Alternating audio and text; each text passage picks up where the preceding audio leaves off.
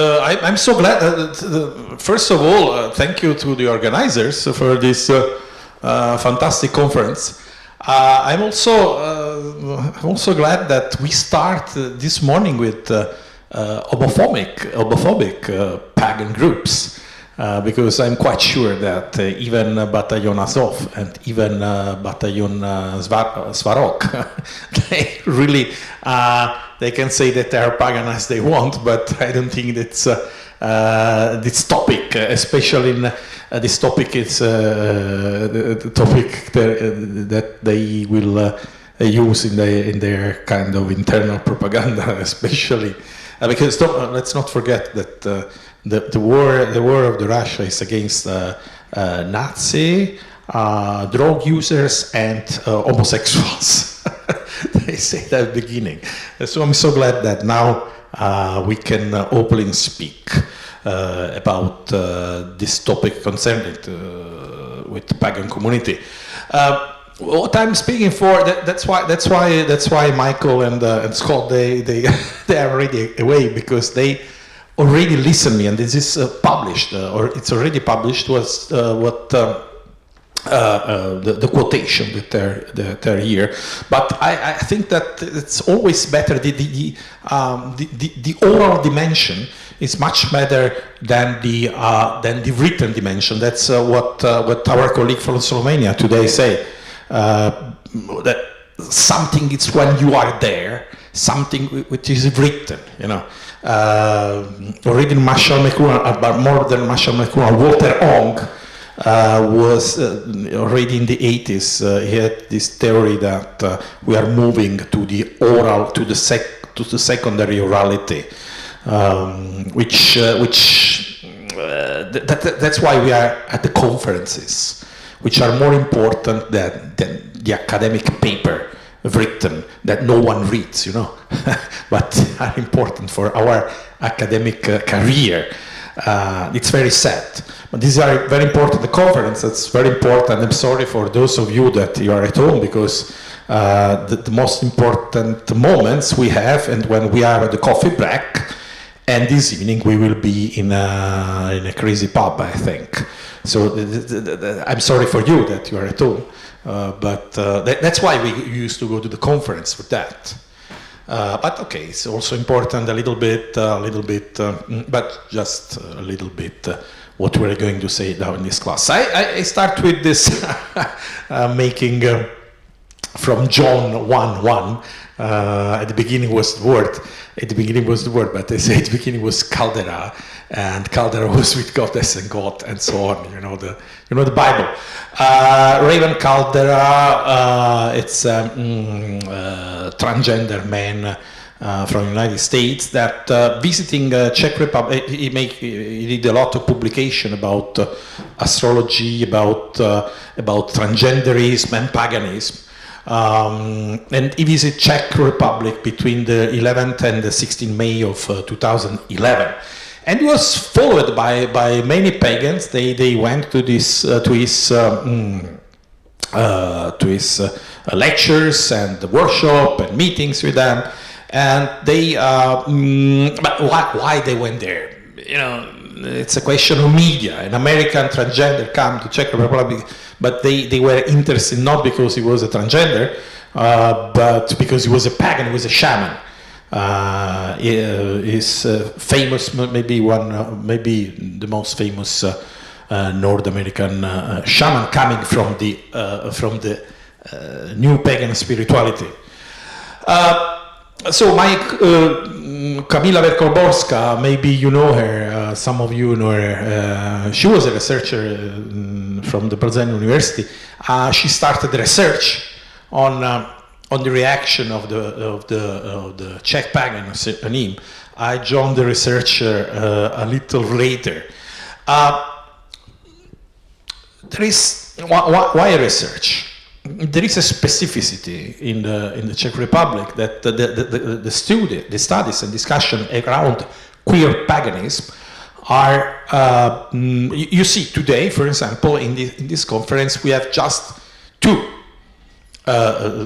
intervention queer paganism, but the topic of the conference paganism and its others, you know. So thanks you that you accept our papers, my paper of mine, of my colleague Mohammed, but we have to admit that this kind of discussion in Czech Republic in pagan community are not very much in fashion.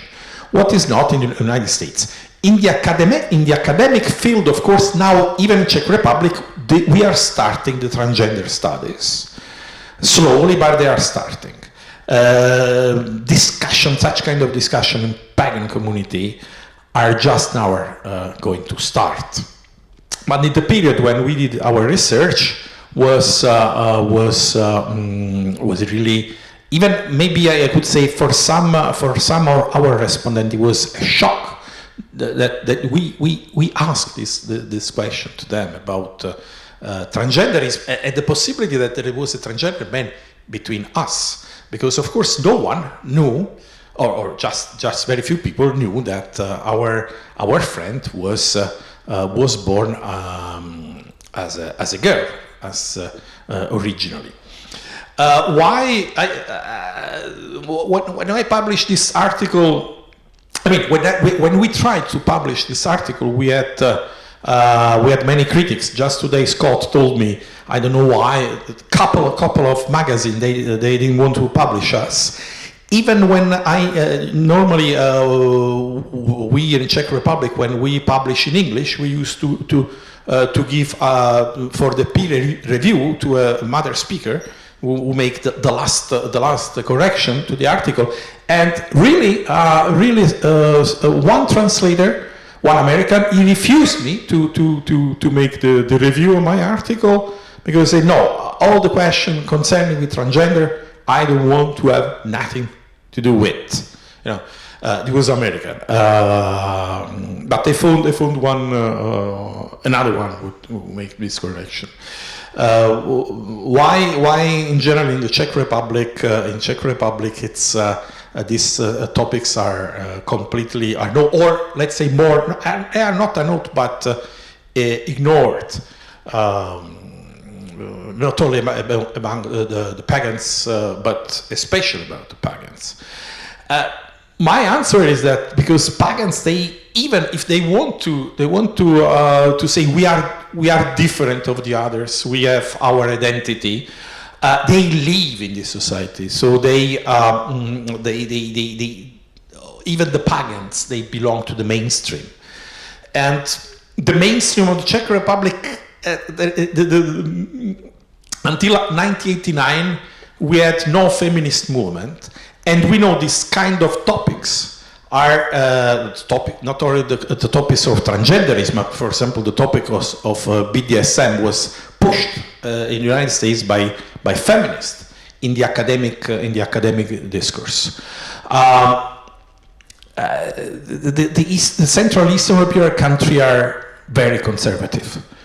And as far as you go on the east, you became more and more conservative. We saw today when we say this paper about Sweden, the influence of Russia. But what means the influence of Russia? It means the influence of very conservative country, which is having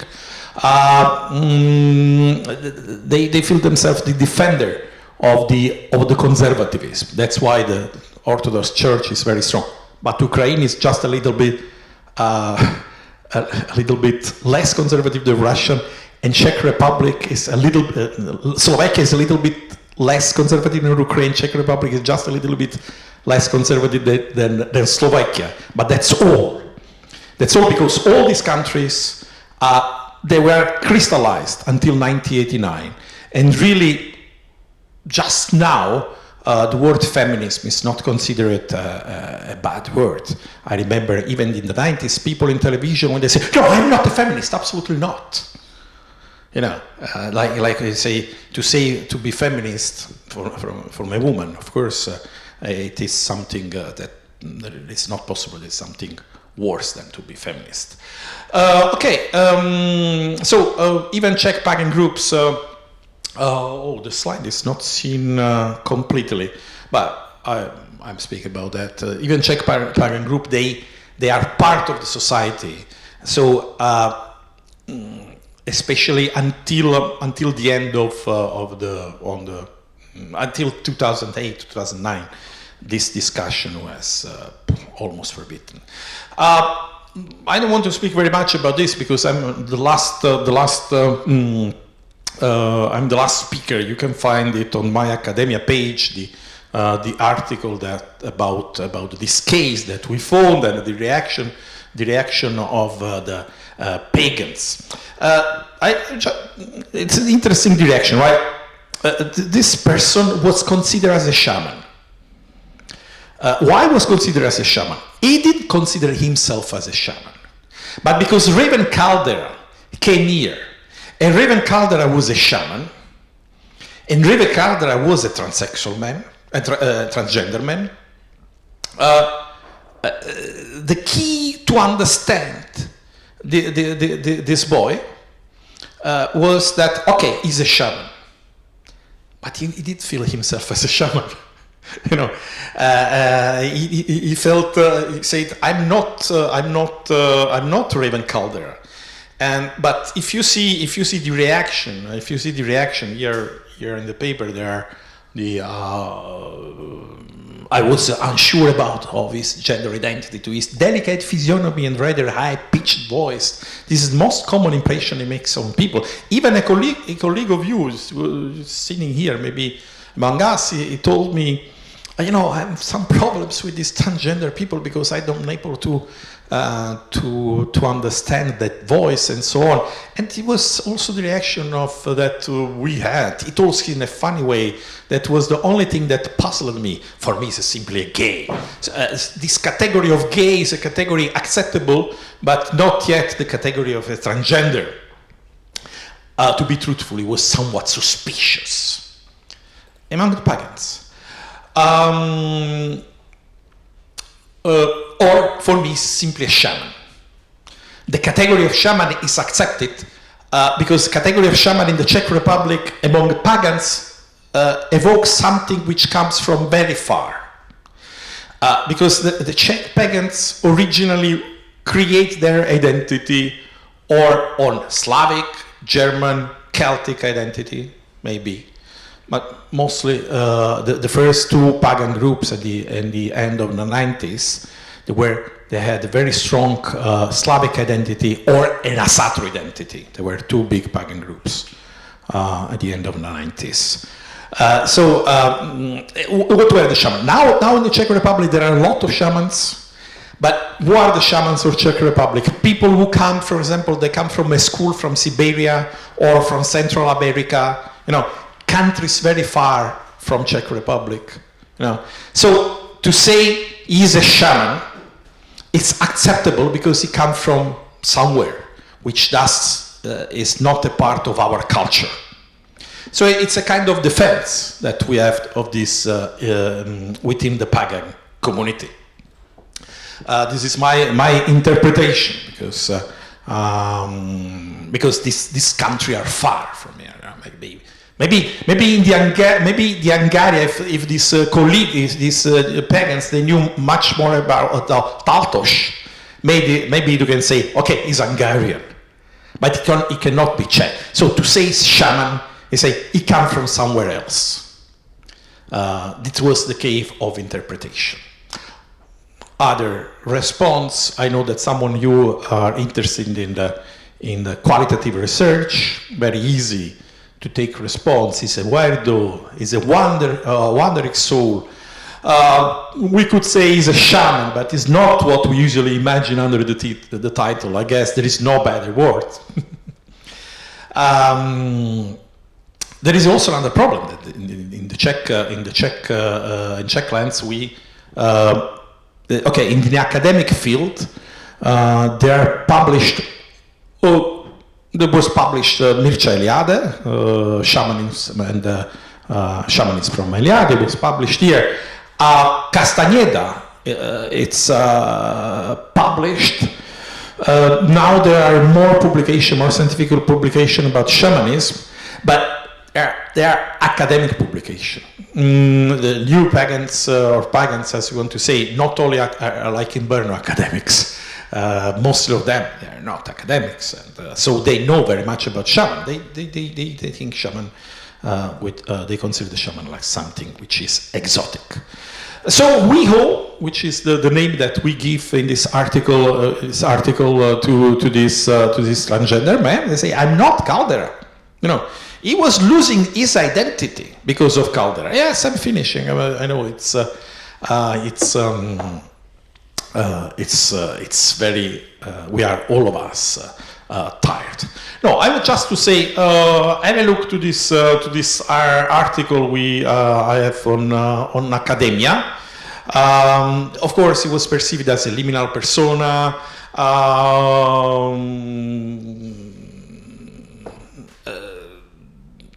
Having strange opinion, he was living for a long time. He was born as a Jehovah's Witness. I mean, his family, they were Jehovah's Witness, and he changed his sexual identity in the same period when he became pagan. But he didn't connect, and I understand him, of course. Because the spiritual path it's not supposed to be always connected with the transformation. He said to us that the two things are different. I understand, of course, because it's too much. It's not the need to be psychologist and to give answer coming from psychology for issues which is an internal issue that many of us we had, of course. I was speaking with Mohammed about if you see his name, but you understood that you just for the name you can understand his history. But every one of us has his own history of changing, of transformation, in spirituality, maybe in also in our body.